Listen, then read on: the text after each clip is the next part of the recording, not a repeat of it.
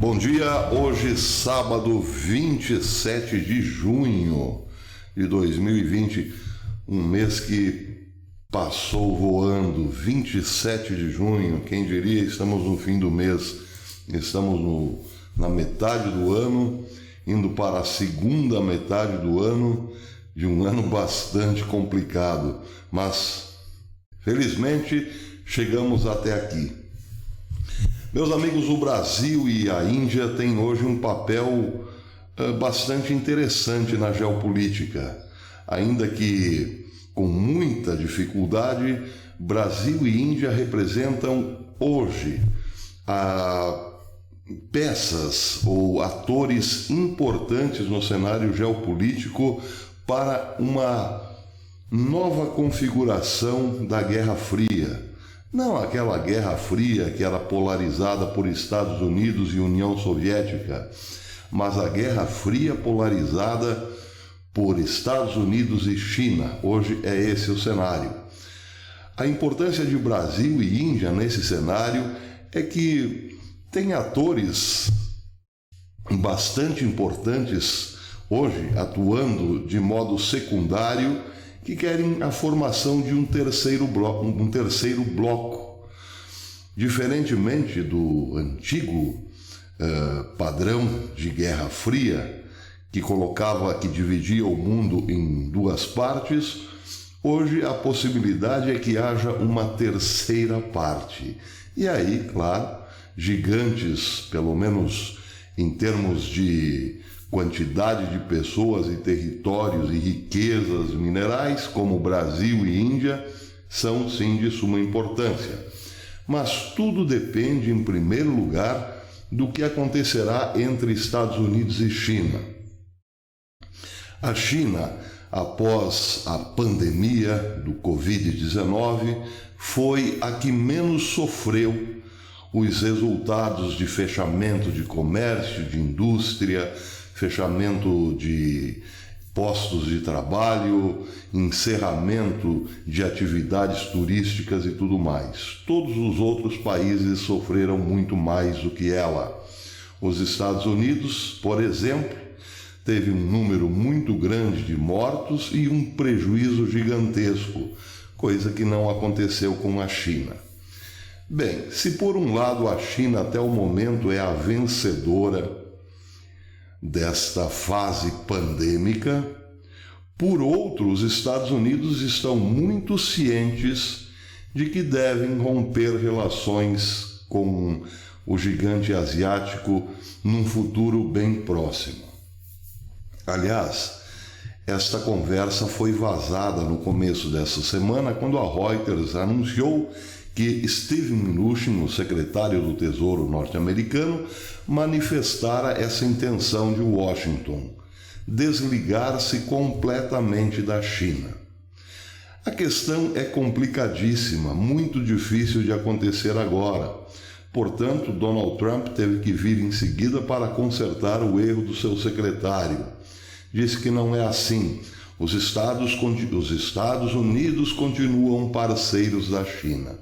Sim, continuam parceiros da China porque a relação, a interpenetração, tanto dos Estados Unidos com suas empresas na China e da China com os seus produtos e seus agentes nos Estados Unidos, é tão intensa, tão profunda, que precisaria uma operação de muitas horas para remover esses laços. Sim, como um paciente em estado avançado de metástase, exigiria dos médicos muitas horas de trabalho para lhe ser retirado o tumor. É o mesmo que acontece nesse momento. Se os Estados Unidos romperem totalmente com a China de uma hora para outra, podem literalmente entrar numa depressão inimaginável, numa quebradeira sem precedentes na história. Isso seria muito complicado agora, mas já está decidido. Seja como for, o que trouxe de bom, digamos assim, para o Washington foi essa certeza que não havia até algum tempo atrás, de que num futuro bem próximo, Estados Unidos e China terão finalmente todas as relações cortadas, canceladas. Porque os Estados Unidos entendem hoje que é a única forma de sobreviver como país hegemônico. Os Estados Unidos descobriram às duras penas que a China não é um parceiro comercial. A China começa com parcerias comerciais para, aos poucos, dominar o seu parceiro. Os Estados Unidos acabaram descobrindo isso só por conta do Covid. Olhando para os lados do Oriente, viu uma China recuperando-se rapidamente, sem apontar grandes problemas internos por causa da pandemia, porque não se trata de uma democracia e sim de uma ditadura imposta por um único partido. Viu a China comprar grandes empresas e participações monstruosas em empresas ocidentais, justamente quando os Estados Unidos, ele próprio, teve que apertar o cinto e ajudar estados e municípios a partir do governo federal. Pois é, esta visão bem desconfortável trouxe sim esta clareza de pensamentos. No futuro, os Estados Unidos não serão esse parceiro que é hoje. Como chegar lá? Bem, este é o problema. E neste problema, justamente durante esta maturação, durante o momento em que os Estados Unidos se recolherá para encontrar uma saída de divorciar-se, de como divorciar-se da China, surge em outra parte do mundo uma possibilidade ou uma intenção de que um terceiro bloco, que não sofra influência nem da China nem dos Estados Unidos daqui para frente, seja possível. Só que esse terceiro bloco, atenção, não seria realizável sem participação de Índia e Brasil. A Índia, por uma razão muito simples, porque é um país com alta tecnologia que conseguiu desenvolver-se sem muita dependência, tanto do Ocidente quanto da própria Ásia. Tem uma dependência, assim, maior do Japão e também de Israel. Israel é um grande parceiro da Índia. Mas seja como for, se hoje desaparecessem China e Estados Unidos ao mesmo tempo, a Índia seria a grande potência mundial, porque conseguiu desenvolver um parque industrial, um parque tecnológico, tem um mercado interno fortíssimo sem muita dependência. Qualquer bloco alternativo à guerra polarizada entre Estados Unidos e China passa necessariamente pela Índia. Só que a Índia, embora seja forte, não é o ator principal, não é o noivo da história. O noivo da história chama-se Vladimir Putin, e é justamente ele que quer construir um harém, como se fosse, digamos, um território alternativo à polarização Estados Unidos-China. E Vladimir Putin está, sim, olhando atentamente para uma noiva chamada Índia. Se a Rússia conseguir unir-se fortemente com a Índia e com o Brasil, seria, portanto, um terceiro bloco nesta nova configuração de Guerra Fria.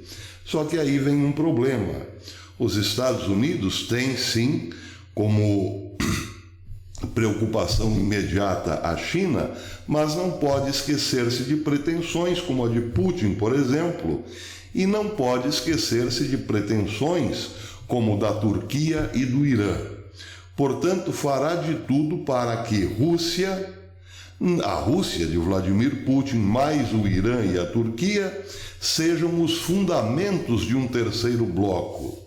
Pois esse terceiro bloco, aqui na América do Sul, já tem sim um território ao seu dispor, que é a Venezuela. E a China, por outro lado, não quer ver uma Índia crescendo muito no seu terreno, porque a China considera toda aquela área de sua influência, sem digamos assim, um respeito ou uma dependência necessária em relação a ela. Não quer ver uma Índia dando carta de mão no seu terreno. Portanto, está ali do lado, na fronteira da Índia, para, com o seu bafo bélico, preocupá-la, não deixá-la pensar que está livre, leve e solta a voar por aí. Por outro lado, a Índia que tem, só um minutinho, vamos fazer aqui a devida baldeação.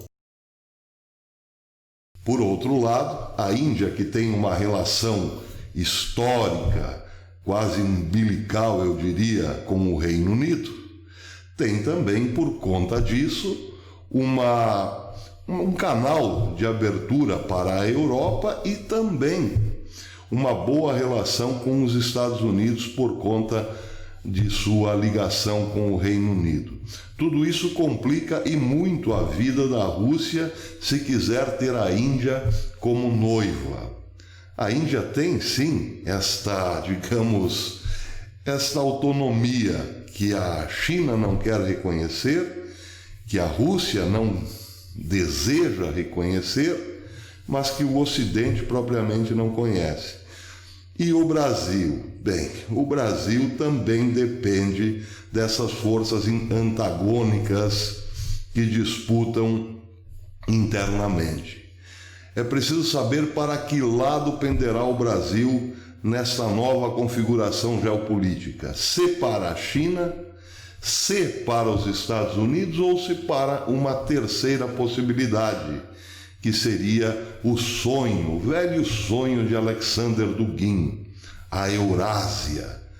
Pois é, a Eurásia é Rússia hoje, Rússia, seus parceiros mais fixos, Turquia e Irã, Venezuela aqui no continente. Se tivesse o Brasil e a Índia, bem, aí estaria dado o terceiro bloco. É por isso que muita gente aqui dentro defende ardorosamente os interesses da China, porque a China poderia perder muita força, não só na guerra direta com os Estados Unidos, mas se visse surgir um terceiro elemento poderoso nessa história, a tal da Eurásia, que já nasceria com alguma dependência da China, mas não muito disposta a levá-la a cabo. E o outro continente que tem também muita importância nessa história, claro, é a Europa. O problema é que a Europa também está dividida. Está dividida, por um lado, por conta da influência da China, que simplesmente tomou conta de muitos países do continente. Está, por outro lado, dependente do gás da Rússia. E, finalmente, uma terceira espécie de dependência do que os Estados Unidos poderão fazer para ajudá-la em caso de um conflito com a Rússia. Ou seja, dependente daquele que é a cabeça da OTAN. Está numa posição muito difícil e isso tende a fazer com que a Europa se fragmente novamente num futuro próximo. Começou com o Brexit e agora vê-se nessa posição de ter que optar entre China, Estados Unidos e até mesmo a Rússia. Muito difícil a situação, especialmente da Polônia, que está ali muito próxima à Rússia, mas namora um noivo distante, os Estados Unidos, que tem que fazer muita presença para defendê-la. No momento, com a presidência de Donald Trump, a força da Polônia está garantida, mas se por uma desgraça do destino acontecer uma mudança na América que ninguém quer, a Polônia seria o primeiro país europeu a ver-se, sim, seriamente, ou, como diziam os antigos, a ver-se em maus lençóis. Até depois.